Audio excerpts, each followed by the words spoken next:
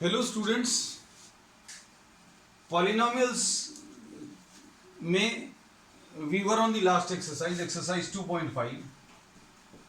बहुत सारी आइडेंटिटीज जो थी वो अभी हम लोग डिस्कस कर ली, उन पर बेस्ड प्रॉब्लम्स भी डिस्कस कर लिए।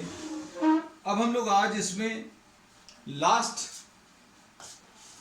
जो आइडेंटिटी है वो लेंगे और उस पर बेस्ड कुछ प्रॉब्लम्स, ठीक।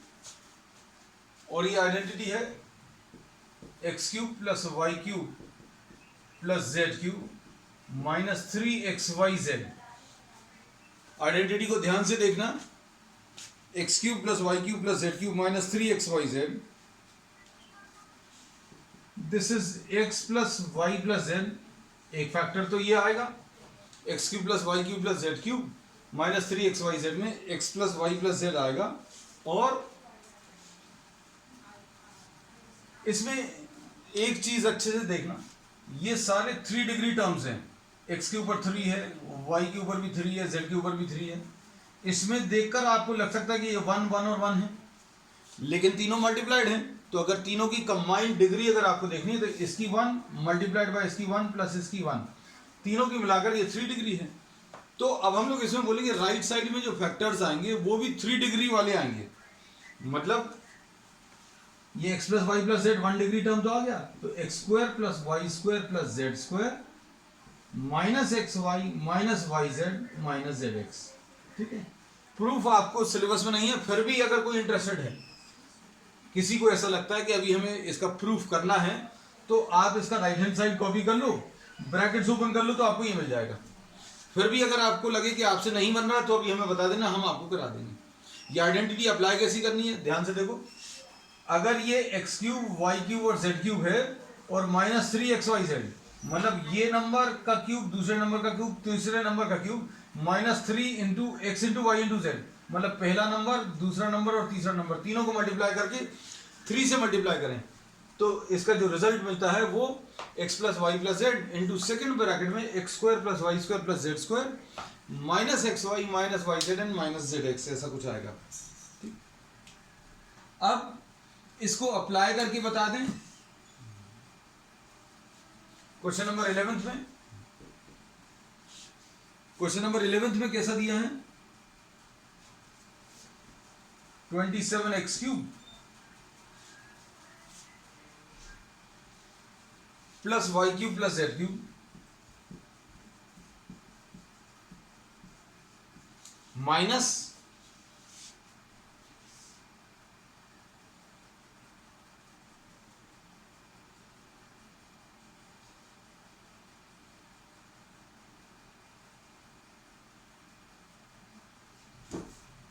माइनस 3 इंटू 3 नहीं दिया 9xyz।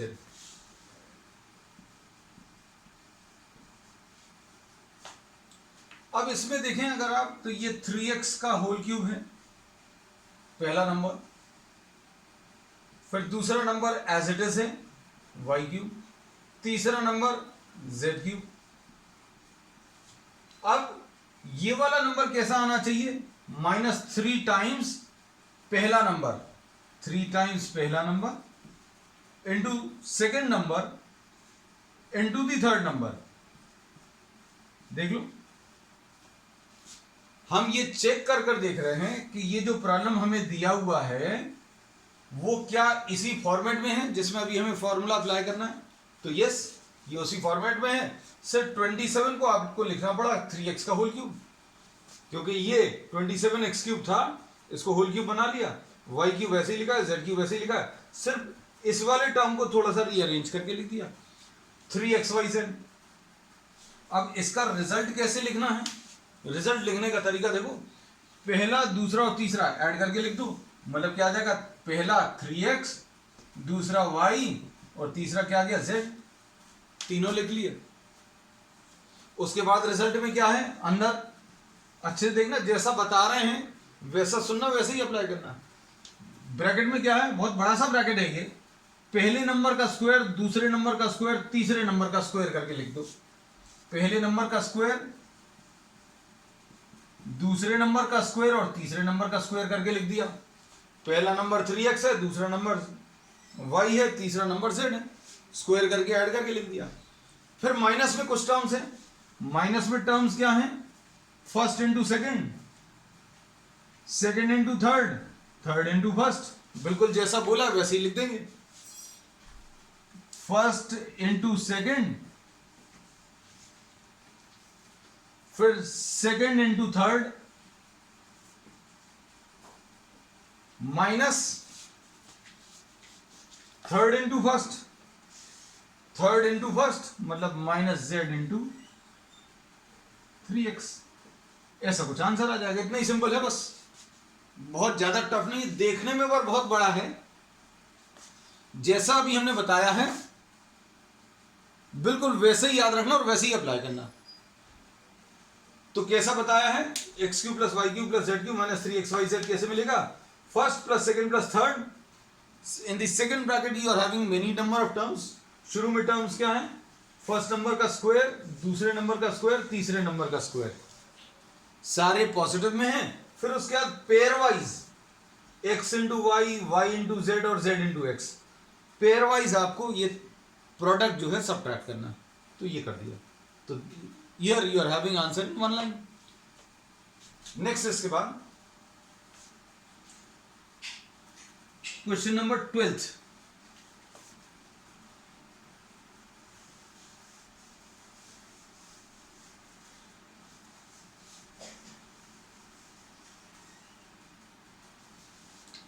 क्वेश्चन नंबर 12th में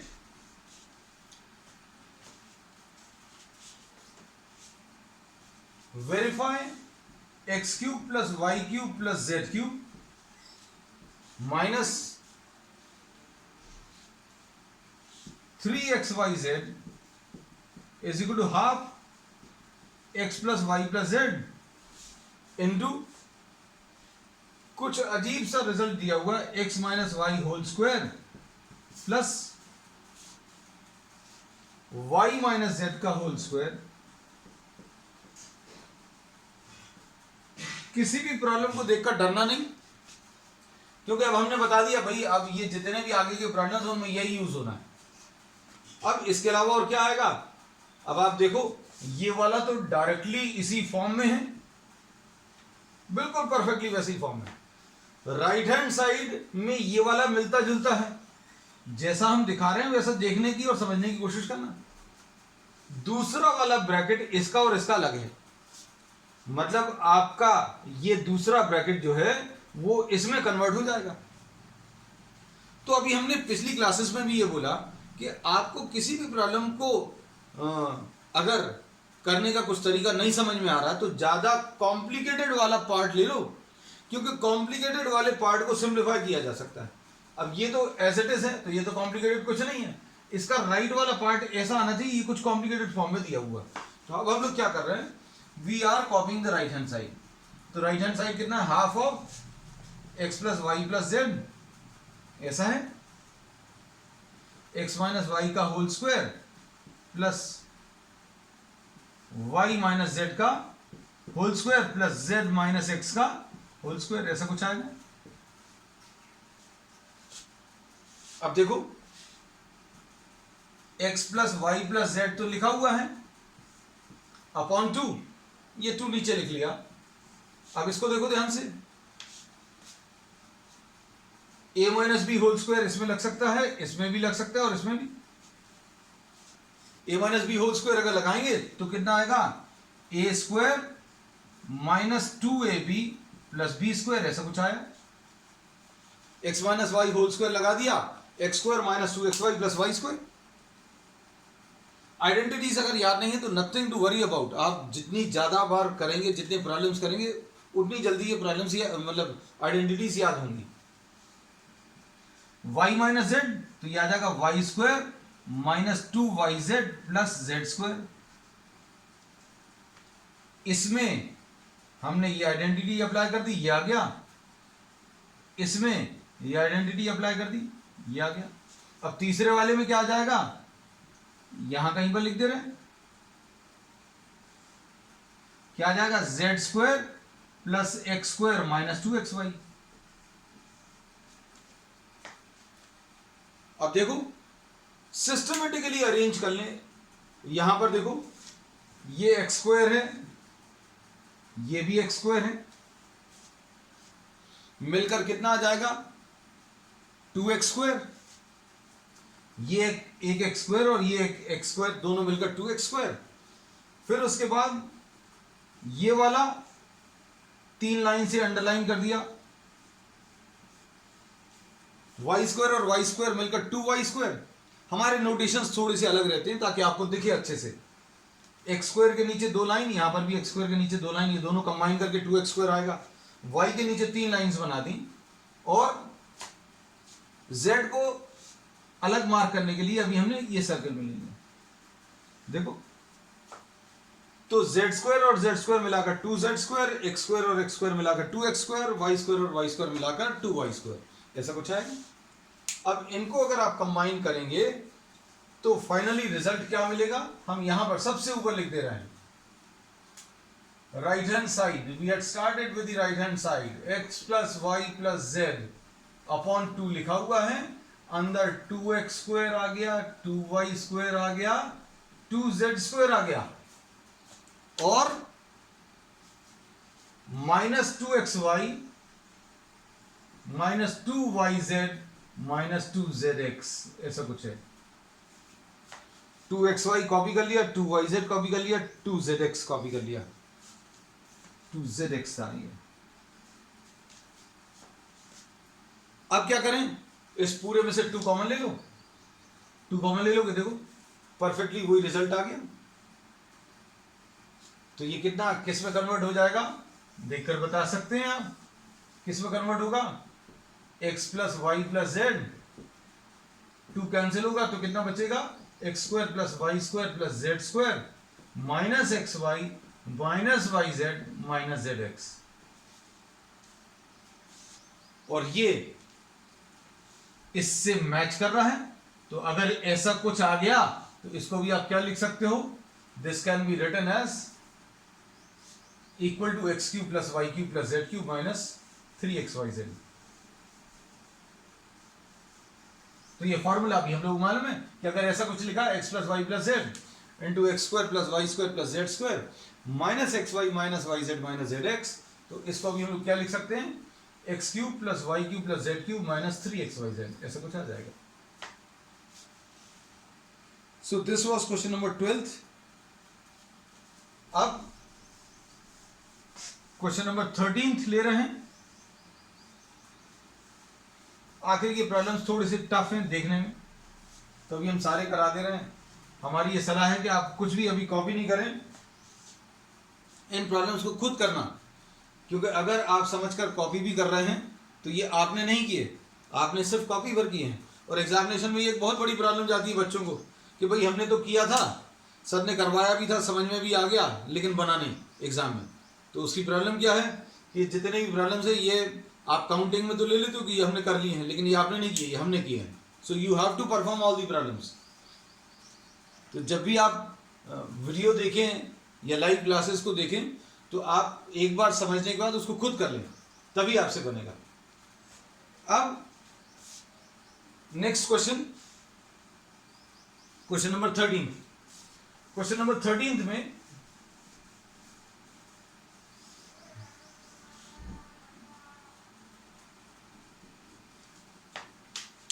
13 में प्रॉब्लम में आपको प्रूव करना है x cube plus y cube plus z cube is equal to 3xyz if x plus y plus z is equal to 0। ये दिया हुआ है, ये प्रॉब्लम में दिया हुआ कि अगर x plus y plus z 0 है तो आपको ये प्रूव करना है। अब ये याद रखना, हमने आज जो नई चीज डिस्कस की है वो ये है, x cube plus y cube plus z cube minus 3xyz।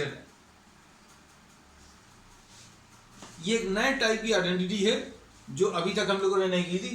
3 numbers को क्यूब करके, पहले नंबर का क्यूब, दूसरे नंबर का क्यूब प्लस तीसरे नंबर का क्यूब माइनस 3xyz, ये किसके बराबर आता है, तीनों नंबर्स को आप ऐड कर दो, x plus y plus z लिख लो, और दूसरे ब्रैकेट में क्या लिखो, x square plus y square plus z square minus x y minus y z minus z x, ये फॉर्मूला। तो इस प्रॉब्लम को करने के लिए अभी हम लोग लिख सकते हैं यूजिंग द आइडेंटिटी, ये आइडेंटिटी यूज करनी है। और प्रॉब्लम में दिया है, it is given in the problem that x plus y plus z, x plus y plus z जो है वो जीरो दिया है, x plus y plus z zero है। मतलब ये, इसमें आप दिमाग मत लगाने लगना कि ये कहां से आ गया। So this is given in the problem, x plus y plus z is equal to zero. अगर x plus y plus z zero है तो पुट दिस वैल्यू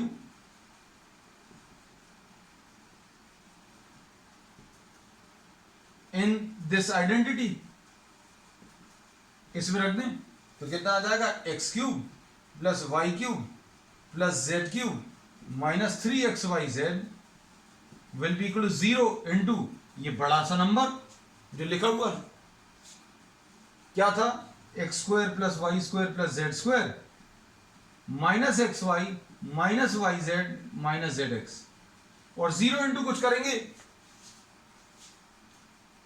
तो ये सब कुछ मिलकर किस में, जीरो में कन्वर्ट हो जाएगा। तो कुल मिलाकर रिजल्ट क्या आ गया, x cube plus y cube plus z cube minus 3xyz zero के बराबर आ गया। अब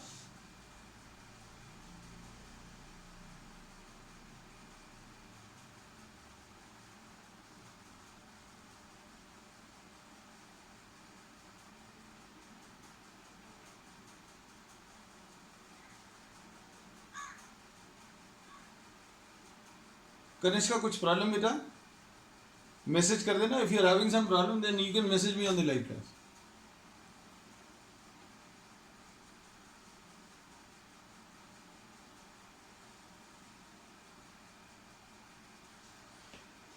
अब इसमें अगर ये जीरो आ गया तो कितना आ जाएगा, x cube plus y cube plus z cube, ये किसके बराबर, 3xyz के बराबर आ जाएगा।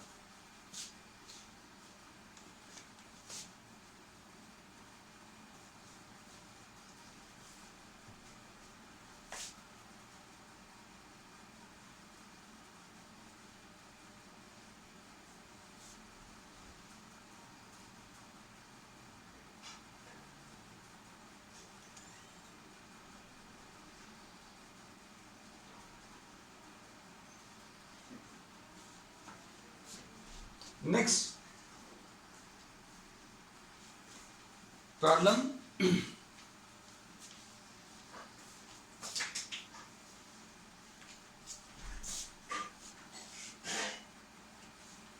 नेक्स्ट प्रॉब्लम जो है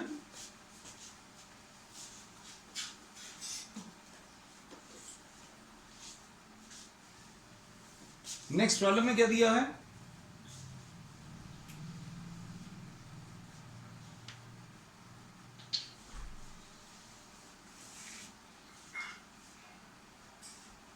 नेक्स्ट प्रॉब्लम में दिया without actually calculating the cubes,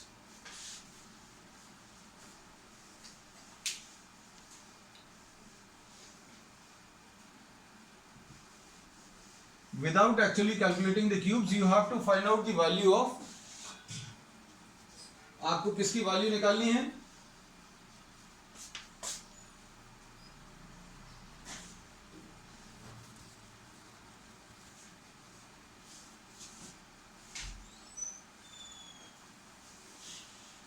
आपको वैल्यू निकालनी है -12 cube plus 7 cube plus 5 cube. अब देखो ये प्रॉब्लम थोड़ा सा अजीब है सुनने में कि आपको क्यूब्स कैलकुलेट किए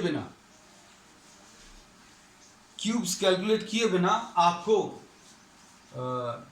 इसकी वैल्यू निकालनी है। तो इसमें अगर आप देखें ध्यान से तो ये x, अगर अभी हम लोग इसको लिख लें x की वैल्यू -12, अच्छे से देखना, y की वैल्यू 7 लिख लें और z की वैल्यू 5 लिख लें। तो इस प्रॉब्लम की खासियत यह है कि x plus y plus z तीनों मिलाकर 0 आ रहे हैं। x plus y plus z तीनों मिलाकर 0, क्यों? x plus y plus z जो है अगर आप देखें तो -12 प्लस 7 प्लस 5 and -12 plus 7 is -5 plus 5 which is 0। तो अब हम लोगों को पता चल गया कि x plus y plus z जो है x plus y plus z 0 आ रहा है। अब इसमें पिछले प्रॉब्लम में अभी हम लोग पढ़ चुके हैं कि x cube plus y cube plus z cube minus 3xyz, ये x plus y plus z into कुछ वैल्यू होता है x square plus y square plus z square minus x y minus y z minus z x.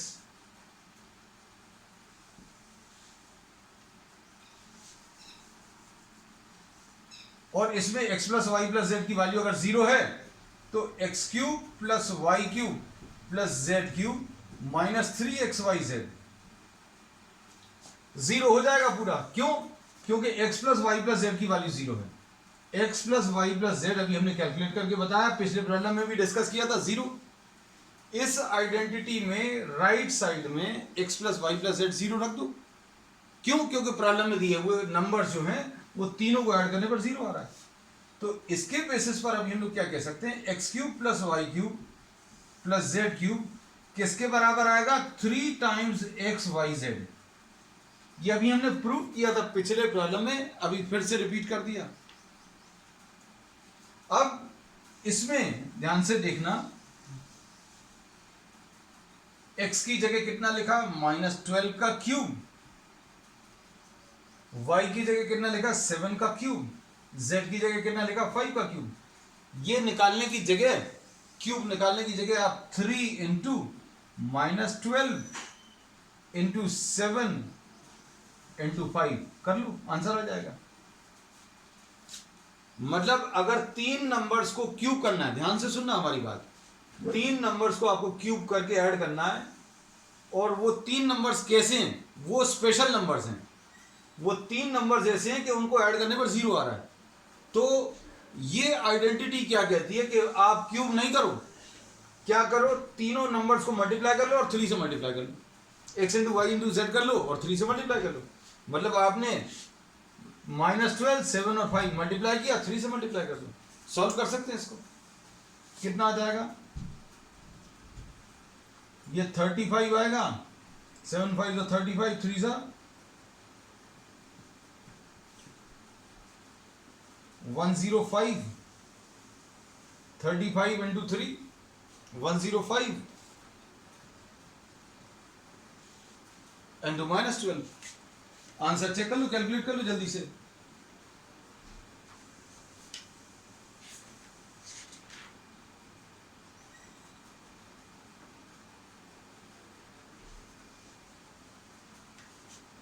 अब इसमें अभी हमने जो तरीके आपको सिखाए हैं मल्टीप्लिकेशन के, उनकी प्रैक्टिस करते रहना। हम बार बार ये कहते हैं कि हम मैथ्स आपको इजी कर देंगे, but you will have to practise. जैसे आपको 105 को 12 से मल्टीप्लाई करना है, 105 इंटू 12 करना है, तो मन में सारे कैलकुलेशंस कर सकते हैं बिना लिखे। 100 आप 12 टाइम्स ले लो, या 12 को 100 टाइम्स मल्टीप्लाई करेंगे तो 1200 आएगा। 1200 आ गया, 5 छूट गया था। 100 इंटू 12 तो कर लिया, 1200 आ गया। 5 इंटू 12 छूट गया, 5 इंटू 12 कितना आ जाएगा? 60। तो 100 इंटू 12 1200 और 5 इंटू 12 60, तो 1260 आ जाएगा इसका आंसर। ठीक, नेक्स्ट। ये सारे ही प्रॉब्लम्स जो हैं इसमें जो दिए हैं वो देखने में टफ लगते हैं, तो अभी हमने सारे जो हैं करा दिए। इसलिए करा दिए एंड के, क्योंकि बच्चों को मोस्टली डाउट्स में आता है कि ये कैसे करेंगे। अब ये इस टाइप के प्रॉब्लम्स अगर आते हैं आपको एग्जामिनेशन में कि without calculating the cubes,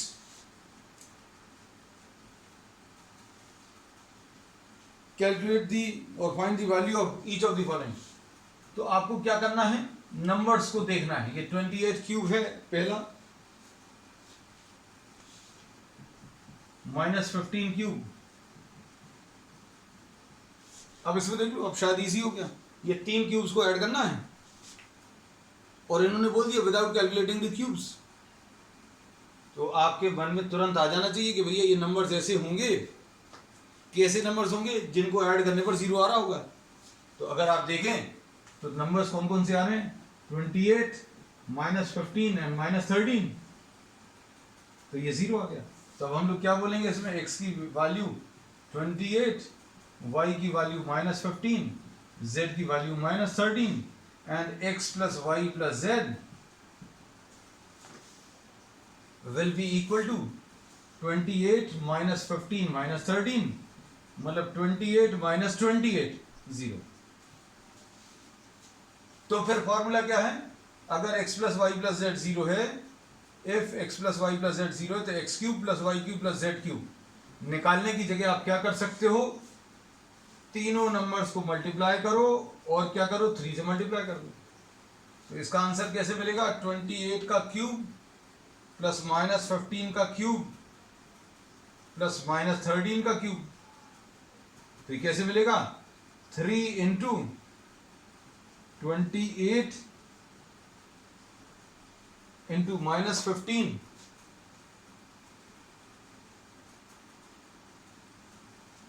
into -13। Simplify कर लूं, ये शायद लास्ट क्वेश्चन था, नहीं अच्छा एक और है इसमें, नोट कर लो जल्दी से।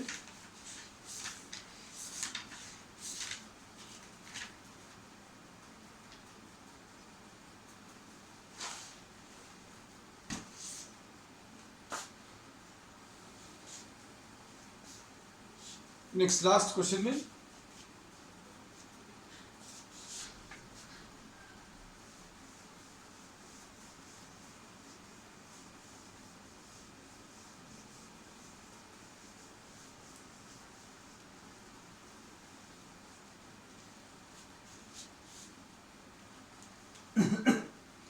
give possible expressions for the length and breadth of each of the following।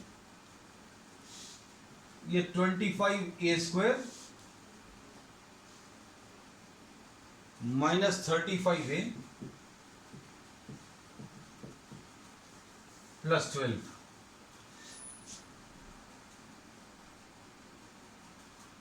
ये एरिया ऑफ रेक्टेंगल दिया है। एरिया ऑफ रेक्टेंगल अगर अभी हम लोग लिखना है वो किस फॉर्म में आता है, लेंथ इनटू ब्रेड्थ। मतलब ये जो है एक्सप्रेशन ऐसा कुछ लिखा जाना चाहिए, ठीक। तो इसको अगर अभी हम लोग सिंप्लीफाई करें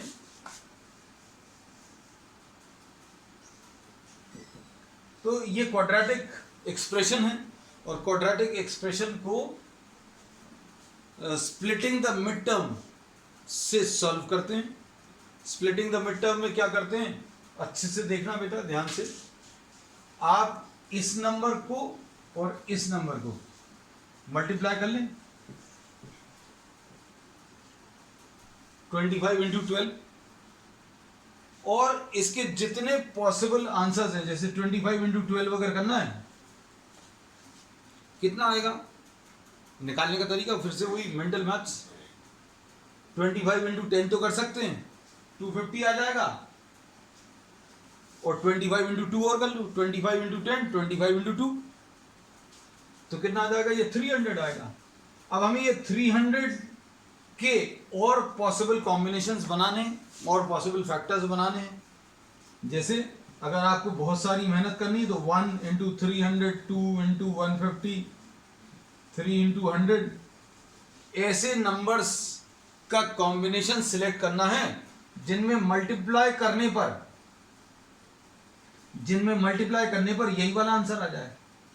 कौन सा वाला आंसर, जो हमें इसको और इसको मल्टीप्लाई करके मिला।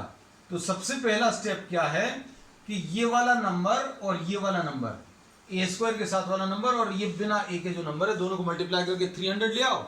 फिर दो ऐसे नंबर्स को चुनो जिनको मल्टीप्लाई करने पर हमें 300 ही आए, लेकिन ऐड या सब्ट्रैक्ट करने पर बीच वाला नंबर 35 आ जाए। जैसे इसको अभी हम लोग क्या लिख सकते हैं, फैक्टर्स इसके 5 इंटू 5 इंटू 3 इंटू 4। अब देखो इसमें हमें तो दिख गए हैं 5 3 जा 15 और 5 4 जा 20। तो हमें दो नंबर्स कौन से मिल गए, 20 और 15। 20 और 15 को ऐड करने पर ये 35 आ रहा है बीच वाला नंबर। दोनों को मल्टीप्लाई करने पर अच्छे से सुनना बेटा, क्योंकि कुछ ऐसी चीजें बताएंगे जो आपको बहुत आगे तक यूज होंगी। तो आपने क्या किया, ये 35 को दो नंबर्स में स्प्लिट कर लिया। 35 को दो नंबर्स में, किसमें, 20 और 15। 20 और 15 क्यों लिया, कुछ और क्यों नहीं लिया, क्योंकि इनको मल्टीप्लाई करने पर 300 आ रहा और 300 ही चाहिए अभी हमें।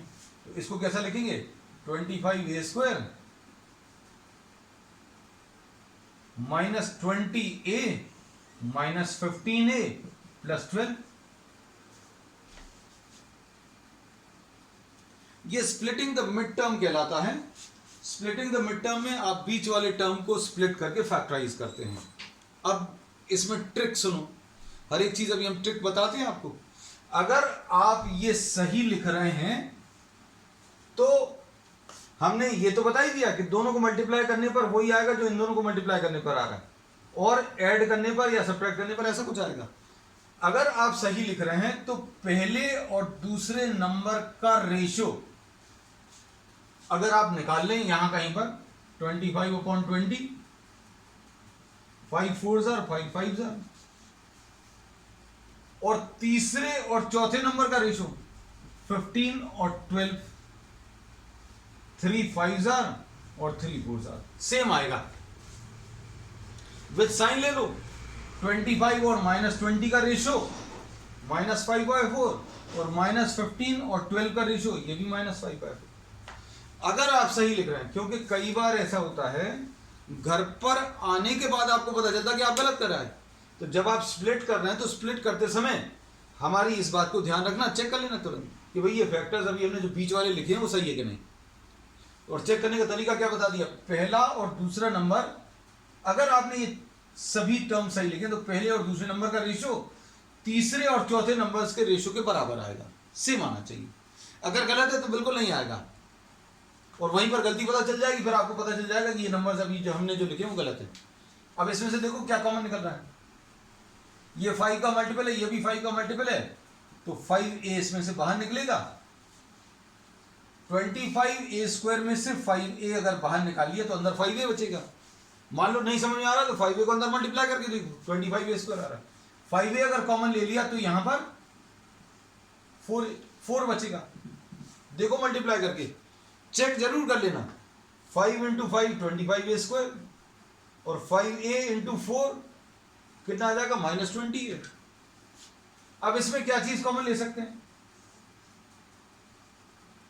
-3a कॉमन ले लूं। -3 अगर कॉमन लिया तो कितना आएगा, 5a - 4। क्लियर करके देख लो मल्टीप्लाई करके, -15a² और माइनस और माइनस प्लस, तो +12 भी आ रहा है। तो अब क्या कॉमन निकलेगा पूरे में से, 5a - 4 कॉमन, ये a नहीं था सॉरी, 3 मल्टीप्लाई करेंगे तो 15a आएगा और 12 आ जाएगा। हमने चेक किया तब पता चला। 5a - 4 कॉमन ले लिया तो क्या बचेगा, 5a - 3। तो अब ये जो एक्सप्रेशन एरिया का दिया हुआ था उसको अभी हम लोगों ने प्रोडक्ट ऑफ टू नंबर्स के फॉर्म में एक्सप्रेस कर दिया। ये प्रोडक्ट ऑफ टू नंबर्स जो आया वो कैसा आया,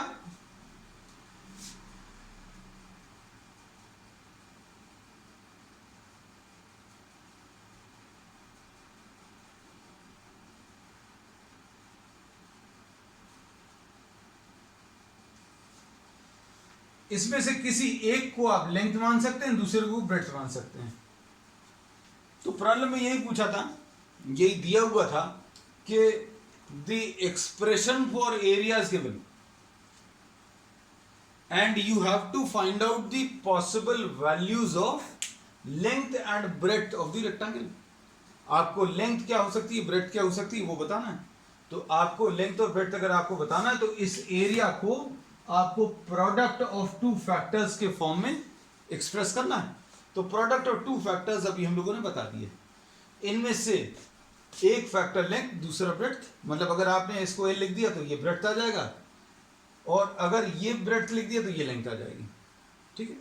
so you can have any possible combination. ऐसे ही इसका सेकेंड वाला प्रॉब्लम भी है.